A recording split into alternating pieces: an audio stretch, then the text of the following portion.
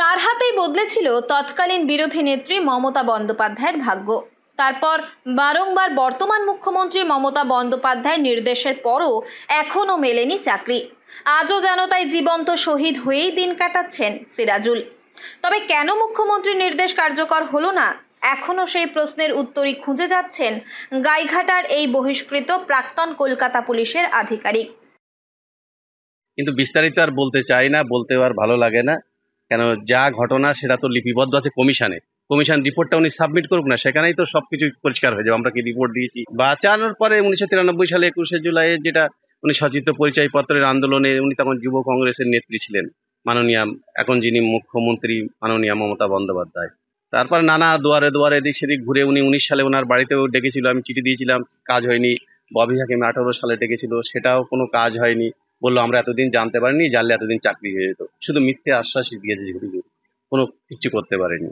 তারপর 23 সালে আবার দিদি নবান্নে ডাকলো, ডেকে আমাদের সঙ্গে ছবি তুললো, চা খাওয়ালো, গিফট দিল। সেই গিফট তো রয়েছে, গিফটের তাহলে আমাদেরকে কেন মিথ্যে আশ্বাস দিল, বা কেন ডাকলো, বা কেন আমাকে ওর জনগণের সামনে অপমান করলো, সেবারেও বেরিয়েছে।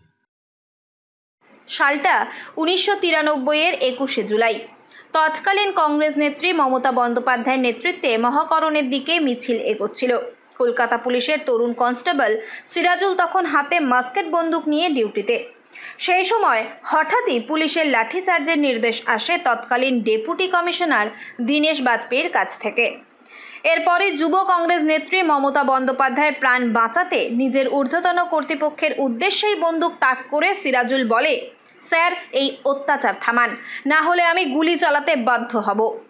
রক্তাক্ত অবস্থায় তখন মাটিতে লুটিয়ে মমতা বন্দ্যোপাধ্যায়। সেই মুহূর্তেই পাল্টে যায় তাঁর জীবন। বাম আমলে নিজের কর্তব্যবোধের জন্যই হারাতে হয় চাকরি। আজও সেই চাকরি ফিরে পাওয়ার আশায় কখনো কালীঘাটে, কখনো নবান্নে ছুটে গিয়েছেন। মুখ্যমন্ত্রীর সঙ্গেও দেখা হয়েছে বেশ কয়েকবার। সিরাজুলের চাকরি ফেরানোর নির্দেশ থেকে উপহার সব রকমভাবেই পাশে থাকার আশ্বাস দিয়েছিলেন মুখ্যমন্ত্রী মমতা বন্দ্যোপাধ্যায়। কিন্তু আজও তার সেই চাকরি ফিরে পাওয়ার কোনো নির্দেশই এসে পৌঁছায়নি গাইঘাটা থানার অন্তর্গত ইছাপুর 1 নম্বর পঞ্চায়েতের ভদ্রডাঙ্গার টিনের চালার ভাঙাচোরা বাড়িতে। সেটা তো মুখ্যমন্ত্রীই বলতে পারবে। উনি এত লোকের চাকরি দিচ্ছে, এত লোকের এত কিছু করছে, আমাকে 5 লাখ টাকার অফার করছে। আমার মূল্য কি 5 লাখ টাকা জীবন বাঁচানোর জন্য? এখন কি বলবো, আমি কি ভিক্ষা চাইছি ওনার কাছে? আমাকে ভিক্ষা দিচ্ছে। এখন কি চাইবো? আমি আমার প্রাপ্য চাকরি, আমার তো জীবন তো শহীদ। আমাদেরকে কেন মঞ্চে ডাকা হয় না? আমি নির্মল বিশ্বাস, সার্জেন্ট প্রদীপ সরকার কেন ডাকা হয় না? আমাদেরকে কেন ডাকে না, সেটাই তো আমি জানতে। ওটা দিয়েছিল বলেই তো আমি বাঁচিয়েছিলাম বন্ধু, না তো উনি বাঁচতো না। সার্জেন্ট প্রদীপ সরকারও চেষ্টা করেছিল ঠেকানোর জন্য, উনিও তো স্পটে ছিল। তাহলে তাদেরকে কাউকে ডাকা হয় না, কেন ডাকা হয় না? আমি এখন জীবন্ত শহীদ, আমি জীবিত থেকেও মৃত।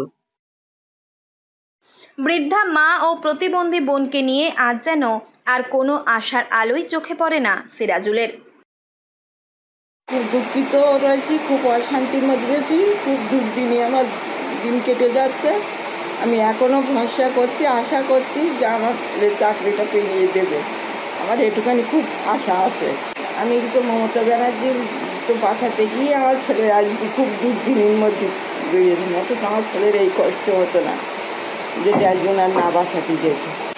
হ্যাঁ, আমার ছেলের জীবন তো শহীদ। এখন উনি যাতে খুব আমি অনুরোধ করছি একটু যে মুখ্যমন্ত্রীর কাছে যে আমার ছেলের সাথে জীবনে একটু শান্তি পায়, আমিও শান্তি পাই বেলতকালে। দিনমজুরির কাজ করে এখন চলে কোনো রকমের সংসার। তবু যেন এখনো বুকের ভিতর পুলিশ ইউনিফর্মের প্রতি রয়েছে ভালোবাসা ও একটি না ফুরানো আশা। যদি ডাক আসে, যদি আবারও ফিরে পান চাকরি, সেই ক্ষীণ আশাতেই এখনো 21শে জুলাই আসলেই ভাবেন হয়তো কোনো দিন বদলাতে পারে এই দুর্দশার ছবি। উত্তর 24 পরগনা থেকে রুদ্র নারায়ণ রায়ের রিপোর্ট, লোকাল 18 বাংলা।